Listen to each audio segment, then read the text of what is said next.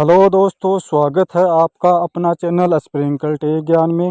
दोस्तों, पीएम आवास योजना ग्रामीण को लेकर बहुत बड़ी अपडेट सामने आ रही है, क्योंकि इस बार प्रधानमंत्री आवास योजना में लाखों करोड़ों की संख्या में फॉर्म भरे गए हैं। क्योंकि गवर्नमेंट ने इस बार पीएम आवास प्लस एप्लीकेशन से सर्वे का जो सिस्टम था वो ऑनलाइन कर दिया था। यानी हर कोई व्यक्ति सर्वे करके यह बता सकता है कि उसको मकान की ज़रूरत है, उसे पीएम आवास योजना के तहत है वो घर चाहिए।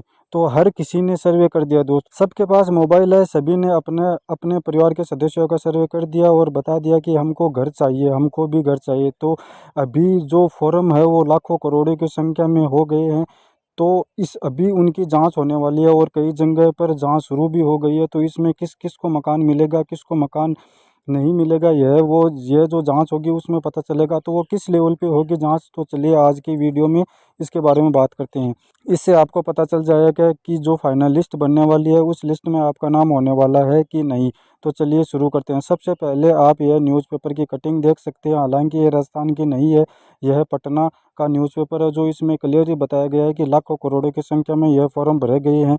यह एक जगह का है।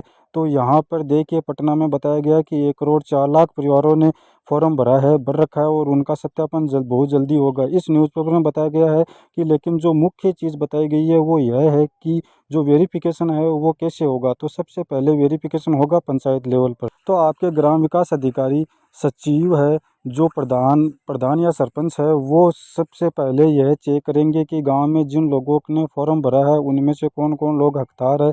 उन्हें चिन्हित करेंगे और उन्हें कुछ चीज़ छुपी हुई नहीं है दोस्तों, उनको सब पता रहता है कि गांव में कौन गरीब है कौन गरीब नहीं है, उनको मकान मिलना चाहिए, किसको मकान नहीं मिलना चाहिए। तो यह सबसे पहले चिन्हित करेंगे और उसके बाद यह तहसील लेवल पर होगा, प्रखंड लेवल पर होगा दोस्तों, उसके बाद यह जिला लेवल पर होगा। तो 3 जगह पर वेरिफिकेशन होगा और वेरिफिकेशन कंप्लीट होने के बाद एक फाइनल लिस्ट बनेगी। तो अभी यह एक जगह का माने तो करोड़ों की संख्या में फॉर्म है, तो पूरे देश में सोचो कितने फॉर्म हो गए। तो अभी जो लिस्ट फाइनल बनने वाली है वो बहुत ही कम लोगों की बनेगी, क्योंकि सबको तो मकान नहीं दिए जा सकते। गवर्नमेंट हर साल सबका एक अलग से बजट तैयार करती है और उतने बजट में ही लोगों को मकान देती है। तो पीएम आवास योजना के तहत तो सब अभी यह जो लिस्ट है वो अब बननी स्टार्ट हो गई है। तो सबसे पहले पंचायत वाले आपका निरीक्षण करेंगे। अब इस जांच में क्या क्या मायने रखेगी वो यहाँ पर आप देखिए कि एक न्यूज़पेपर में यह बताया गया है कि अगर आपके परिवार में कोई भी सदस्य है जिनकी इनकम है वह 15,000 महीने से ज़्यादा है, तो आपको पीएम आवास योजना के हकदार नहीं है। अगर आप आय करदाता है यानी टैक्स पेयर है तो आप हकदार नहीं है। इसके अलावा मोटर युक्त 3 पहिया वाहन, 4 पहिया वाहन, तीन और चौपहिया वाहन, कृषि युक्त उपकरण, 2.5 एकड़ या इससे अधिक सिंचित भूमि, या फिर 5 एकड़ या इससे अधिक असिंचित भूमि है, या फिर 50,000 या फिर 50,000 से ज़्यादा केसीसी है, या यानी किसान कार्ड है, तो आप पीएम आवास योजना के लिए हकदार नहीं है। अब किसानों के सामने बड़ी परेशानी ये है, क्योंकि ज़्यादातर किसानों की केसीसी है वो 50,000 से ज़्यादा है।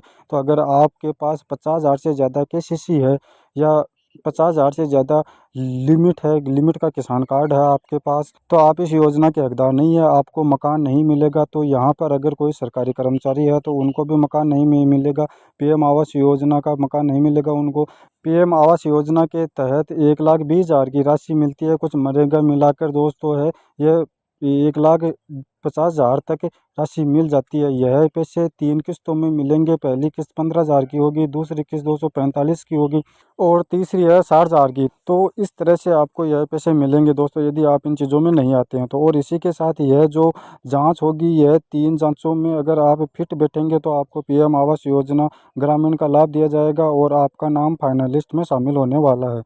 अब आप में से ज़्यादातर कहेंगे कि हमारा नाम तो नहीं होगा, क्योंकि अगर सरपंच और ग्राम विकास अधिकारी ये काम करेंगे तो हमारा नाम तो बिल्कुल ऐड नहीं होगा, क्योंकि वह लोग तो उन्हीं का नाम ऐड करेंगे जो उनके हक में है। या फिर आप कुछ जहाँ तक हो सकता है, यानी आप समझ रहे होंगे कि दोस्तों, बाकी शुरुआत वहीं से होगी, पंचायत लेवल से यही वेरिफिकेशन शुरू होगा। उसके बाद धीरे धीरे आगे जाएगा। तो वेरिफिकेशन का काम कई जगह पे स्टार्ट भी हो चुका है, कई स्टेट में स्टार्ट हो चुका है और कई स्टेट में बहुत जल्दी स्टार्ट होने वाला है। तो आपने पीएम आवास योजना ग्रामीण का फॉर्म भरा है कि नहीं भरा है, यह कमेंट सेक्शन में ज़रूर बताइए। अगर आप इस बार फाइनलिस्ट से बाहर हो जाते हैं तो आप अगली बार फॉर्म भरिए, क्योंकि PM Awas Yojana plus application है वो दोस्तों लॉन्च इसलिए की गई है कि जिन लोगों को वाकई में पक्के मकान की ज़रूरत है वो लोग इस ऐप की मदद से गवर्नमेंट को बता सकते हैं कि हमें मकान की ज़रूरत है।